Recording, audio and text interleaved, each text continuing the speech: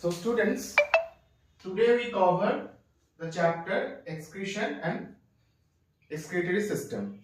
Okay. Now today we cover the topic. The name is countercurrent theory. Countercurrent theory or mechanism.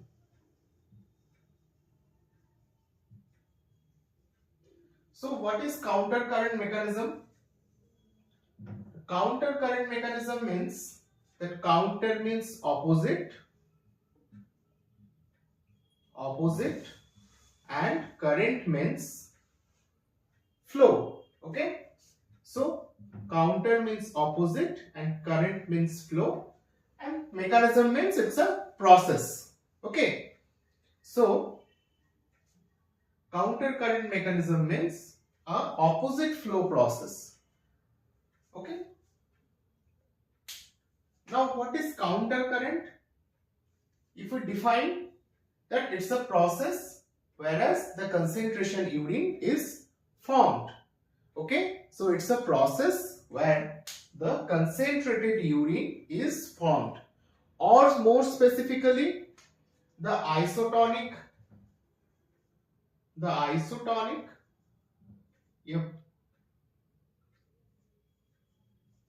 nephritic solution converted into the isotonic nephritic solution converted into hypertonic urine. Okay, the isotonic nephritic solution converted into hypertonic urine. This is called the counter current mechanism. Okay, now first we draw a structure like nephron. Okay,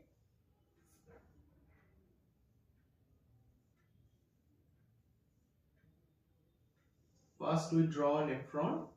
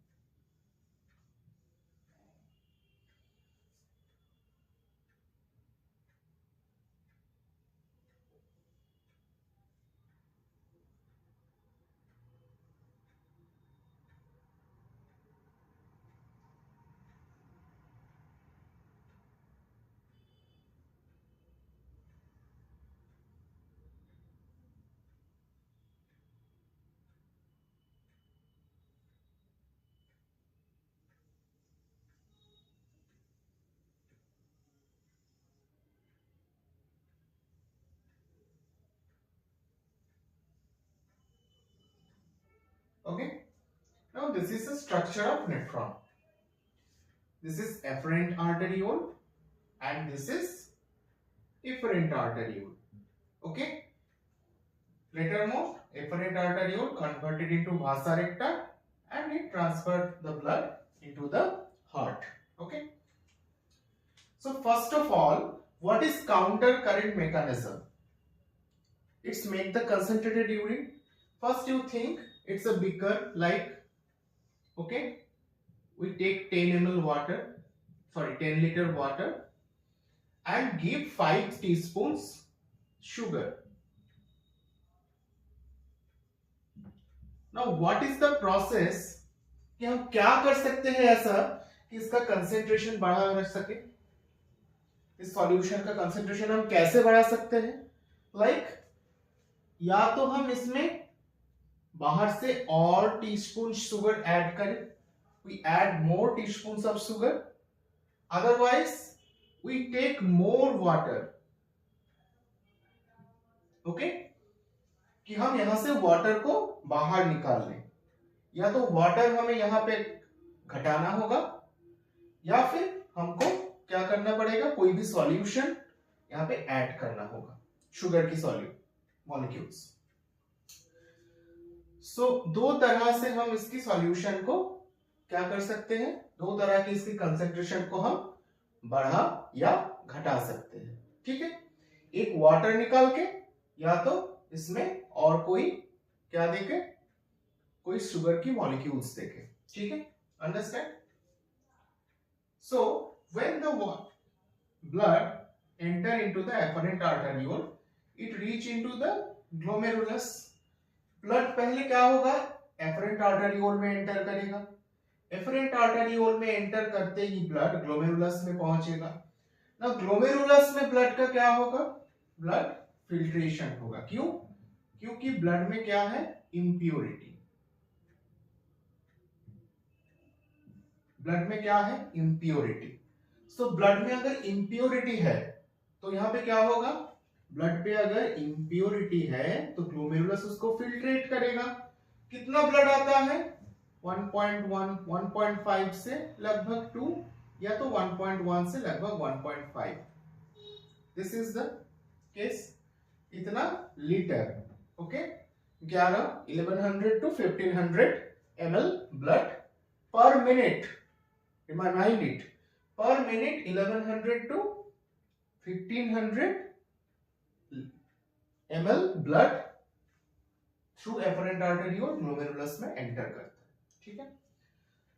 glomerulus क्या करता है, glomerulus यहां से filtrate कुछ absorb करके कुछ लगभग 125 ml पर मिनट ब्लड को फिल्ट्रेट करता है, इतना रेट में। This is called GFR, glomerulus filtrate rate 125 ml पर मिनट। तो पर डे में 180 लीटर यूरिन प्रोड्यूस करता है या फिर फिल्ट्रेट प्रोड्यूस करता है। But in the cases of human क्या हो, हमारा 180 लीटर यूरिन निकालते हैं बॉडी से, 180 लीटर यूरिन हमारे बॉडी से निकालते हैं, कभी हो सकता है ऐसा, नहीं। सो क्या होता है, जो 125 ml पर मिनट के हिसाब से ग्लोमेरुलस फिल्ट्रेट बनाते हैं, उसके बाद ये जो सारे ट्यूब्यूल्स देख रहे हो, क्या है ये, PCT, Bowman's capsule, Henle's loop, DCT and collecting duct, यहां पे बहुत ज्यादा रीअब्जॉर्प्शंस होते हैं। किसका, एक तो इलेक्ट्रोलाइट्स का, कुछ जरूरी जो चीज है उसका, मॉलिक्यूल्स का, मेनली वाटर का रीअब्जॉर्प्शन होता है, and then concentrated urine produce होता है, ठीक है। तो after filtrate goes on to the enter into the Henle's loop. अच्छा, what is this Henle's loop? This is the descending loop of Henle, okay, and this is the ascending loop of Henle, okay. Now this is efferent arteriole, forms into vasa recta. This is the descending loop of vasa recta, and this is the ascending loop of vasa recta. Now what happens in this case, when blood enters into the, when filtrate enter into the Henle's loop, descending loop of Henle, the descending loop of Henle is permeable to water, not electrolytes. It's only permeable to water, okay. The descending loop of Henle is only permeable to water, and the ascending loop of Henle is permeable to electrolytes. Electrolyte means NaCl, sodium chloride, okay. So descending loop of Henle, it's permeable to water. So what descending loop of Henle? The water has been reabsorbed. The water has been reabsorbed. Okay. And so the water reabsorbed, so the concentrated urine has been produced. क्या हो रहा है यहाँ पे, what एक concentration था, just मान लो कि यहाँ पे 300 मिलीऑस्मोल कंसेंट्रेटेड था, यहाँ से वाटर रिएब्सॉर्ब हो रहा है। हमने क्या बताया था कि कैसे हम किसी चीज की कंसेंट्रेशन को बढ़ा सकते हैं, या तो वाटर में से, या तो कोई सॉल्यूशन में से वाटर को निकाल के उसकी कंसेंट्रेशन बढ़ा सकते हैं, या तो कोई सॉल्यूशन में हम जो जिस सॉल्यूशन में जो मौजूद है, जो मॉलिक्यूल्स मौजूद है, उस मॉलिक्यूल को ऐड करके उसकी कंसेंट्रेशन बढ़ा सकते हैं। ठीक है, तो हम कैसे कंसेंट्रेशन बढ़ाएंगे? यहाँ पे वाटर की कंसेंट्रेशन, हमको वाटर रिमूव हो रहा है, वाटर रीअब्सॉर्ब हो रहा है, तो यहाँ पे धीरे धीरे कंसेंट्रेशन क्या होगा? बढ़ेगा। 300, 600, 900, 1000, 1100 होते होते यहाँ पे सबसे ज्यादा कंसेंट्रेशन हो जाएगा, 1200 मिलीऑस्मोल का कंसेंट्रेशन हो जाएगा। कहाँ पे? हेनलीज लूप की इस लूप में। Okay, so descending of loop of Henle's में वाटर क्या है? Descending loop of Henle is permeable to water, so that's why the water is reabsorbed, okay, and it's impermeable to electrolytes. So water has been reabsorbed through this process. तो water reabsorb होगा तो क्या होगा? इसका concentration धीरे धीरे धीरे धीरे धीरे धीरे क्या होगा? बढ़ेगा। Now what happen? जब ये धीरे धीरे ऊपर पहुंच रहा है, concentration क्या हो गया है? बढ़ गया है। बट जब ये धीरे धीरे ऊपर पहुंच रहा है, ascending loop of Henle is what? Ascending loop of Henle? Ascending loop of Henle is permeable to electrolytes, means sodium chloride, and it's impermeable to water. So NaCl has been reabsorbed. Okay, NaCl has been reabsorbed. Ascending loop of Henle's NaCl has been reabsorbed. That's why the NaCl has been reabsorbed. तो हमने क्या बताया था कि NaCl अब जब reabsorbed होना शुरू करेगा, कोई भी NaCl, तो NaCl reabsorbed होना शुरू करने से क्या होगा? मान लो कोई मॉलिक्यूल्स, फिर हम मॉलिक्यूल्स को हम घटा रहे हैं तो क्या होगा? उसका कंसेंट्रेशन फिर क्या होगा? फिर से घट जाएगा। तो यहाँ पे 1200 होगा, फिर धीरे धीरे धीरे धीरे ये भी घटते घटते 1100, 900, 600, 300 आइसोमेट्रिक सिचुएशन में आ जाएगा। आइसोमेट्रिक सिचुएशन में क्योंकि 300 और 300 इक्वल हो गया, तो ये यहाँ तक आइसोमेट्रिक सिचुएशंस में पहुंच गया। ठीक है, फिर ये वापस जाते जाते तो क्या देखे हमने कि असेंडिंग लूप ऑफ हेनली में क्या हो रहा है? कहां पे फ्लो हो रहा है? डाउनवर्ड्स फ्लो हो रहा है। डिसेंडिंग लूप ऑफ हेनली में डाउनवर्ड फ्लो हो रहा है। असेंडिंग लूप ऑफ हेनली में अपवर्ड्स फ्लो हो रहा है। एक डाउनवर्ड एक अपवर्ड, तो एक ऑपोजिट करंट तैयार हो रहा है किसके बीच में? असेंडिंग लूप ऑफ हेनली और डिसेंडिंग लूप ऑफ हेनली। तो this is also a counter current.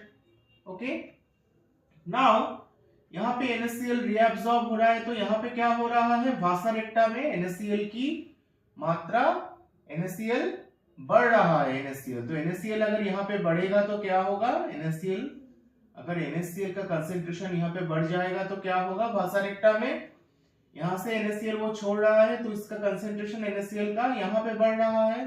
Vasa रेक्टा absorb कर रहा है, तो वासा रेक्टा में NaCl का एब्सॉर्प्शन बढ़ जाएगा, तो जाते जाते क्या होगा? वासा रेक्टा में धीरे धीरे वासा रेक्टा में भी क्या होगा? कंसेंट्रेशन बढ़ जाएगा। वासा रेक्टा में के नीचे आते आते वासा रेक्टा की कंसेंट्रेशन बढ़ जाएगा। फिर जब वासा रेक्टा ऊपर जा रहा है तो ये वाटर रीअब्सॉर्ब हो रहा है वासा रेक्टा के थ्रू। अगर एब्सॉर्ब हो रहा है तो क्या होगा? वासा रेक्टा की जो कंसेंट्रेशन है वो फिर धीरे धीरे घट जाएगा। तो ascending loop of vasa recta में क्या होगा? कंसेंट्रेशन घट रहा है। Descending loop of vasa recta में कंसेंट्रेशन क्या हो रहा है? बढ़ रहा है। तो असेंडिंग लूप ऑफ हेनली में ब्लड डाउनवर्ड्स की तरफ, डिसेंडिंग में डाउनवर्ड्स की तरफ जा रहा है। Ascending loop of vasa recta में ब्लड अपवर्ड डायरेक्शन की तरफ जा रहा है। तो यहाँ पे काउंटर करंट पैदा हुआ। So ascending loop of Henle और डिसेंडिंग लूप ऑफ हेनली में काउंटर करंट प्रोड्यूस हुआ। Ascending loop of vasa recta और descending loop of vasa recta में काउंटर करंट प्रोड्यूस हुआ। तो दो तरह के काउंटर करंट प्रोड्यूस हुआ। और क्या काउंटर करंट प्रोड्यूस हुआ ना? Descending ascending loop of Henley and descending loop of vasa रेक्टा की अगेंस्ट में काउंटर करंट हुआ, और डिसेंडिंग लूप ऑफ हेनली और ascending loop of vasa recta में काउंटर करंट हुआ. So that's why it's called counter current mechanism. Ascending loop of Henle, descending loop of Henle से blood downwards जा रहा है, ascending loop of Henle के through blood upward direction में जा रहा है. अगर हम और अच्छे तरीके से इसको समझे, just 1 minute students.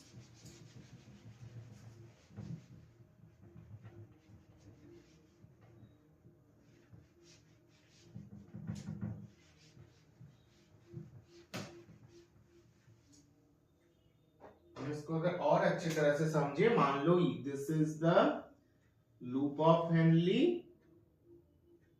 Okay, and this is the vasa recta. It's run parallel through the loop of Henle. तो ascending loop of Henle, downwards की तरफ ब्लड जा रहा है, डिसेंडिंग लूप ऑफ हेनलीज में, and ascending loop of Henle's is upward direction में जा रहा है. तो this two are counter current. Descending loop of vasa recta में डाउनवर्ड की तरफ ब्लड जा रहा है, और असेंडिंग लूप ऑफ में क्या हो रहा है, अपवर्ड की तरफ जा रहा है. तो this two are counter current, and other two are counter current. What? That's ascending loop of Henle and descending loop of vasa recta. These two opposite directional flow. What's happened? So these are also a counter currents. Okay. And descending loop of Henle and ascending loop of vasa recta. These two are opposite type of flow. So these two are also counter current. So this is the main counter current mechanism. Okay. This is the counter current mechanism. Okay students, no problem. Any problem or any doubt, please ask question. Okay, this is the main counter current mechanism. Okay, that's why the concentrated urines produced. This is the pathway. Okay, now we cover another topic. It's a very small topic. We covered the another topic name. Just 1 minute.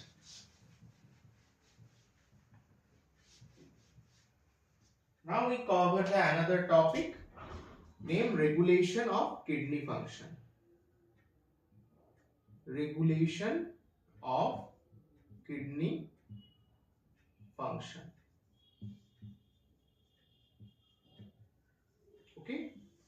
Regulation of kidney function is regulated. The kidney function is regulated by 3 type of hormones. Okay. The kidney function is regulated by 3 type of hormones. One is kidney function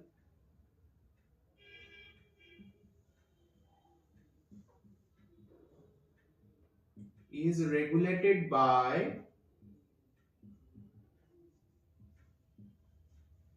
3 type of hormones.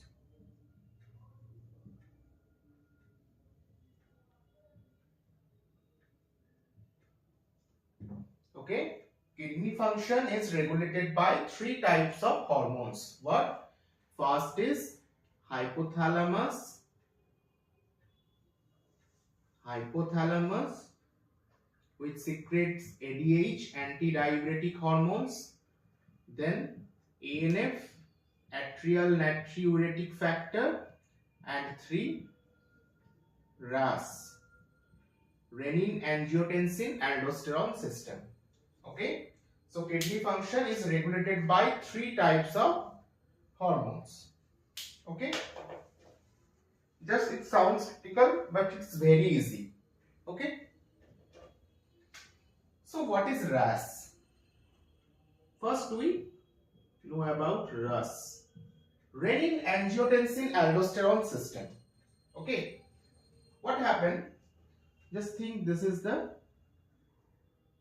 nephron. This is the nephron. Okay, This is our nephron.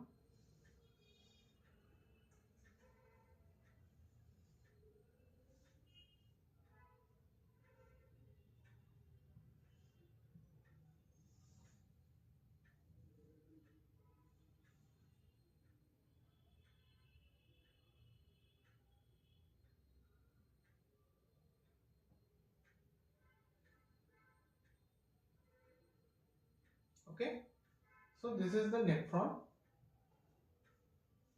This is the afferent arteriole where the blood enters, and this is the efferent arterioles where the exit point and entry point. Okay, what happens if the pressure of blood is low when the blood enters into the afferent arteriole? If the blood pressure is low, जब blood enter कर रहा है afferent arterioles में, तब अगर blood pressure low रहे तो क्या होगा? ये जो DCT पार्ट है, यहाँ पर भी फिल्ट्रेट का जो पोर्शन होगा प्रोसेस करने के लिए, वो भी लो होगा. तो अगर हमको चेक करना है कि ब्लड प्रेशर कैसे ठीक है कि नहीं, तो फर्स्ट एक तो यहाँ पे हम चेक कर सकते हैं जब ब्लड एंटर कर रहा है, ग्लोमेरुलस में एंटर करने के टाइम पे ब्लड प्रेशर कैसा है. अगर लो है तो यहाँ पे भी फिल्ट्रेट भी क्या होगा? कम प्रोड्यूस होगा. तो अगर ब्लड प्रेशर लो है तो क्या होगा? फिल्ट्रेट, जो ग्लोमेरुलर फिल्ट्रेट है, जीएफआर भी कम होगा. 125 ml पर मिनट फिल्ट्रेट बन ही नहीं पा रहा है, तब तो दिक्कत हो गई है ना. 125 ml पर मिनट ब्लड हो ही नहीं पा रहा है. तब क्या होगा? यहाँ पे कुछ सेल्स जो कि एक्टिवेट हो जाता है. The cell name is JG cell. The name of the cell is JG cell या juxtaglomerular cell which secrete renin. Okay, जो कि रेनिन को सीक्रेट करता है. तो renin, what is the function of renin? Renin blood में present जो angiotensinogen है, एंजियोटेंसिनोजेन, उसको कन्वर्ट करता है एंजियोटेंसिन 1 में, फिर एंजियोटेंसिन 2 में. Okay, then angiotensin 2 what happen? It's adrenal cortex से एंजियोटेंसिन 2 एड्रेनल कॉर्टेक्स से को एक्टिवेट करके एक्टिवेटेड एंड किसको रिलीज करता है उसके थ्रू? एल्डोस्टेरॉन. एल्डोस्टेरॉन, सॉरी यहाँ पे जगह बहुत कम है तो मुझे इतने में ही लिखना पड़ रहा है. सो एंजियोटेंसिनोजेन रेनिन क्या करेगा? एंजियोटेंसिनोजेन को एंजियोटेंसिन 1 से 2 में कन्वर्ट करेगा. एंजियोटेंसिन 2 एड्रेनोकॉर्टेक्स को एक्टिवेट करेगा जहां से एल्डोस्टेरॉन रिलीज होगा. एल्डोस्टेरॉन क्या करेगा? वैसोकॉन्स्ट्रिक्शन करेगा. वैसोकॉन्स्ट्रिक्शन, तो वैसोकॉन्स्ट्रिक्शन होगा तो क्या होगा? You know vasoconstriction. What is vasoconstriction? The blood vessels constricted. The blood vessels constricted. Okay. So when the blood vessels constricted, the blood pressure automatically rise. That's why the blood pressure rises. And blood pressure अगर rise होगा तो क्या होगा? Blood pressure के through filtrate अपने आप filtrate गिरने लगेगा, अपने आप फिल्ट्रेट होने लगेगा, क्योंकि ब्लड प्रेशर राइज हो गया है, ब्लड को धक्का लग रहा है तो ब्लड प्रेशर राइज हो गया है. अब क्या होगा? ब्लड प्रेशर राइज हो गया है तो यहाँ पे भी डीसीटी में भी क्या होता है? रेनिन्स के द्वारा यहाँ पे भी रेनिन रिलीज होता है जेजी सेल्स के द्वारा, जो कि क्या काम करता है? सोडियम इलेक्ट्रोलाइट्स और वाटर के रीअब्जॉर्प्शन को बढ़ा देता है. तो एक तो वैसोकॉन्स्ट्रिक्शन करता है, दूसरा NaCl जो इलेक्ट्रोलाइट्स और वाटर का रीअब्जॉर्प्शन है डीसीटी में, इसको बढ़ा देता है. दैट्स व्हाई डीसीटी में क्या होता है? Conditional reabsorption. ओके, पीसीटी में ऑलवेज क्या होगा? रीअब्जॉर्प्शन होगा, बट डीसीटी में तभी होगा अगर ब्लड प्रेशर लो है, अगर बीपी लो है, अगर बॉडी में वाटर परसेंटेज कम है, तभी क्या होगा? ये रीअब्जॉर्प्शन डीसीटी में होगा. That's why it's called conditional reabsorption performed in DCT. Okay, so this one is the process. अब ब्लड प्रेशर बढ़ेगा तो ये ब्लड कहाँ जाएगा? ब्लड प्रेशर बढ़ेगा तो ये ब्लड हार्ट में भी जाएगा। पर ज्यादा देर तक अगर बीपी हाई रहा, ब्लड प्रेशर बढ़ा रहा, तो क्या होगा? हार्ट में भी प्रॉब्लम आ जाएगा। हार्ट में प्रॉब्लम आ जाएगा तो दिक्कत हो जाएगा। इसीलिए हार्ट्स क्या करते हैं? एट्रियल, हार्ट में जो एट्रिया है, एट्रिया क्या करता है? Atria releases ANF. The full form is atrial natriuretic factor. Atrial atrial natriuretic factor ये रिलीज करेगा। ये दोबारा क्या करेगा? वैसोडायलेशन करेगा। पहले क्या हो रहा था? वैसोकॉन्स्ट्रिक्शन। अब वैसोडायलेट, मतलब जो वेसल्स है उसको डायलेट कर देगा, बड़ा कर देगा अंदर से, वैसोडायलेट हो जाएगा। तो वैसोडायलेशन हो जाने के बाद क्या होगा? फिर ब्लड फ्लो नॉर्मल हो जाएगा, रास को ये नॉर्मल कर देगा, फिर दोबारा से बीपी नॉर्मल हो जाएगा, ब्लड प्रेशर नॉर्मल हो जाएगा। ऐसे ही ये दोनों काम करता है, रास और एएनएफ। ओके, अब हम आ जाते हैं एडीएच, एंटी डाईयूरेटिक हार्मोन। इसका क्या नाम है? Anti diuretic hormone, ADH. क्या काम करता है ये? Just give me 1 minute.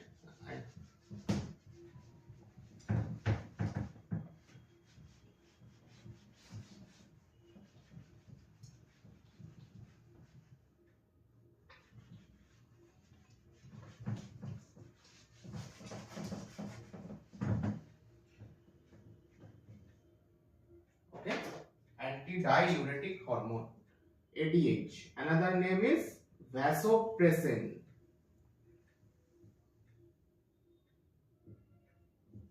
Vasopressin, ADH. The another name is vasopressin.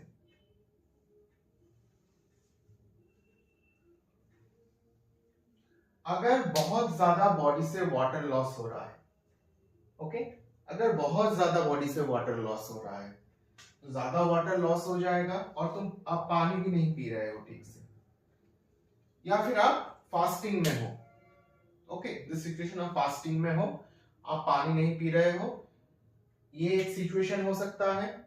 Number 2 situation क्या हो सकता है? बहुत गर्मी है, आसपास पानी नहीं है, बहुत टाइम तक आप पानी नहीं लिए और बहुत ज्यादा पानी लॉस हो रहा है बॉडी से, तब क्या होगा? ये एडीएच हाइपोथैलेमस में प्रेजेंट है, ये एक्टिवेट हो जाएगा। हाइपोथैलेमस में प्रेजेंट है एडीएच, हाइपोथैलेमस में एडीएच, हाइपोथैलेमस एक्टिवेट हो जाएगा और एडीएच को सीक्रेट करेगा। तो first hypothalamus activated and secrets ADH. The name is anti diuretic hormone. Anti मतलब नेगेटिव, डाईयूरेसिस का मतलब है यूरिनेट करना, और हार्मोन, तो ये क्या करेगा? इसका मेन काम है वाटर और NaCl जो इलेक्ट्रोलाइट्स, इसका रीअब्जॉर्प्शन को बढ़ा देना। द रेट ऑफ रीअब्जॉर्प्शन, इसका रीअब्जॉर्प्शन को ये बढ़ा देता है। कहां बढ़ा देता है ये इसका रीअब्जॉर्प्शन? डीसीटी में। कंडीशनल रीअब्जॉर्प्शन हमने कहा था, वो एल्डोस्टेरॉन तो 2 जगह पे करता है, एक फास्ट में और एक डीसीटी में, बट ये ओनली डीसीटी में होगा। क्या होगा? वाटर और NaCl का एब्जॉर्प्शन बढ़ जाएगा। ओके, सो क्या होगा? और कंसेंट्रेटेड यूरिन प्रोड्यूस करेगा और बॉडी में वाटर लेवल को मेंटेन करेगा, वाटर और इलेक्ट्रोलाइट की लेवल को ये मेंटेन करेगा। So okay, this is the function of ADH, concentrated urine produce करना। क्या करना? कंसेंट्रेटेड यूरिन को प्रोड्यूस करना। Okay, so these 3 mainly hormones are, like one is RAS, renin angiotensin aldosterone system, ANF, atrial natriuretic factor, and ADH, anti-diuretic hormone. If anti-diuretic hormones is absent, then what happen? Hypothalamus activate but ADH not secreted, then what's happen? This symptoms is called diabetes insipidus, type 2 diabetes, diabetes insipidus. आपको बार बार क्या होगा, urinate करने की अर्ज होगा, आप बार बार urinate करते रहेंगे, घंटे में बहुत बार यूरिनेट करते रहेंगे. This is called diabetes insipidus. Okay, if ADH is absent. So student, understand, today we learn two topic. First is counter current mechanism and second is regulation of kidney function. Okay, thank you students. If any query, please ask me. Any queries? Okay, thank you students.